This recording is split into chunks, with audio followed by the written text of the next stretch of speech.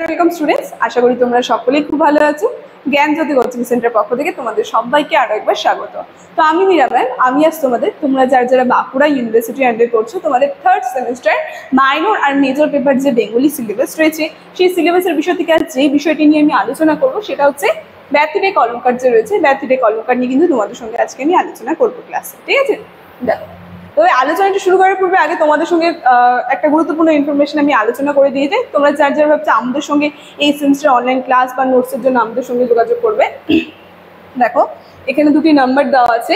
এই নাম্বার দুটি হচ্ছে আমাদের Gyanjyoti coaching centre official helpline number.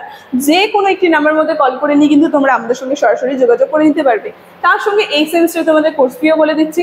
Bankura ইউনিভার্সিটির আন্ডারে যারা রয়েছে তোমাদের কোর্স ফি টাকা হচ্ছে 599। ঠিক আছে, তো যারা ভাবছো আমাদের সঙ্গে যোগাযোগ করবে, যে কোনো একটি নাম্বারের মধ্যে কল করে নিয়ে কিন্তু আমাদের সঙ্গে যোগাযোগ করে নিতে পারো। ঠিক আছে, থার্ড সেমিস্টারের কোর্স ফি দেখে নাও।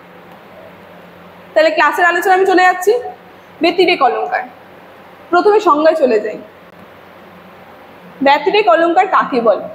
যে অলঙ্কারে উপমেয়কে উপমান অপেক্ষা উৎকৃষ্ট বা নিকৃষ্ট রূপে দেখানো হয় তাকে বলা হয় ব্যতিরেক অলঙ্কার। তাহলে অলঙ্কার যখনই আমি তোমাদের সঙ্গে আলোচনা করি তখনই বলি অলঙ্কারের মধ্যে দুটা বিষয় একটু ভালো করে আমরা খেয়াল করব। একটা হচ্ছে উপমেয়,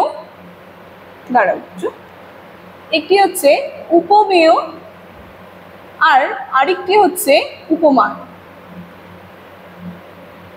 এই দুটি বিষয়কে কেন্দ্র করে কিন্তু বিভিন্ন অলঙ্কারগুলো তৈরি হয়ে থাকে। তো আমরা দেখছি এই ব্যতিরেক অলঙ্কার যে রয়েছে, ব্যতিরেক অলঙ্কারের মধ্যে যে অলঙ্কারে উপমেয়কে উপমান অপেক্ষা উৎকৃষ্ট মানে বড় দেখানো হবে, আবার কখনো নিকৃষ্ট রূপে দেখানো হবে। মানে উপমেয় যে রয়েছে একে কখনো উপমান অপেক্ষা বড় করে দেখানো হবে, আবার কখনো উপমান অপেক্ষা ছোট করে দেখানো হবে, কখনো উৎকৃষ্ট হবে, আবার কখনো নিকৃষ্ট দেখানো হবে। তখন যে অলঙ্কার তৈরি হচ্ছে সেটাকে বলা হয় ব্যতিরেক অলঙ্কার। ঠিক আছে, তাহলে সুতরাং আমরা বুঝতে পারছি ব্যতিরেক অলঙ্কারের দুটি দিক রয়েছে। একটা হচ্ছে উপমেয়কে উপমান থেকে উৎকৃষ্ট দেখানো, আর উপমেয়কে উপমান থেকে নিকৃষ্ট দেখানো। মানে সংজ্ঞাতে যেটা বলছিল সেটাই কিন্তু এখানে বলছে। একবার উৎকৃষ্ট দেখাবে মানে বড়ভাবে দেখাবে, আরেকবার নিকৃষ্ট বলতে ছোটভাবে দেখানো হবে। ঠিক আছে, দেখো যেমন এখানে বলছে, খুব সুন্দরভাবে বলছে, সজল তিথি মেঘের চেয়ে কালো। এখানে হবে তরলতব সজল দিঠি মেঘের চেয়ে কালো। একটু ঠিক করে নেবে তোমরা স্পেলিংটা। ঠিক আছে, তরলতব সজল দিঠি মেঘের চেয়ে কালো, এইভাবে হবে। তোমরা একটু খাতায় ঠিক করে লিখে নেবে। ঠিক আছে, তো এই যে উদাহরণটা যে রয়েছে এটা কিন্তু একটা ব্যতিরেক অলঙ্কারের উদাহরণ। এখানে আমরা ঠিক করে বুঝতে পারবো কি করে। বলছে উপমেয় কি, এখানে উপমেয় প্রধান বিষয় হচ্ছে সেটা হচ্ছে সজল দিঠি। দেখো এখানে তাই বলছে সজল দিঠি হচ্ছে উপমেয়। আর উপমানটা কি? তাহলে উপমানটা হচ্ছে মেঘ। ঠিক আছে, যেটাকে আমরা দেখবো নিকৃষ্ট বলতে ছোট করে দেখানো হচ্ছে। তাই এখানে খুব সুন্দরভাবে দেখো বলেই দিয়েছে মেঘ উৎকৃষ্ট বা নিকৃষ্টবাচক শব্দ। তাহলে দুটো জিনিস থাকছে, উপমেয়, উপমান, উৎকৃষ্ট বা নিকৃষ্টবাচক শব্দ।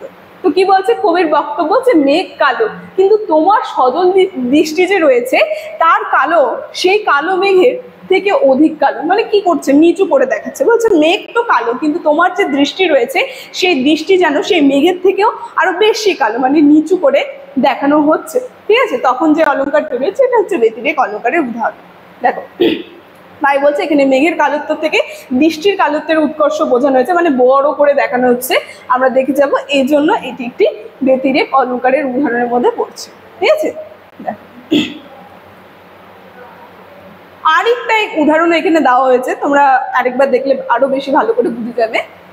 2 নম্বর দিয়ে কলকল্লোলে লাজ দিল আজ নারী কণ্ঠের কাকুলি। মানে বলছি কলকল্লোল যে রয়েছে, মানে সেই কলকল্লোলকে মানে হার মানিয়ে দিয়েছে একটা নারীর গলা, মানে এত তার গলার আওয়াজ।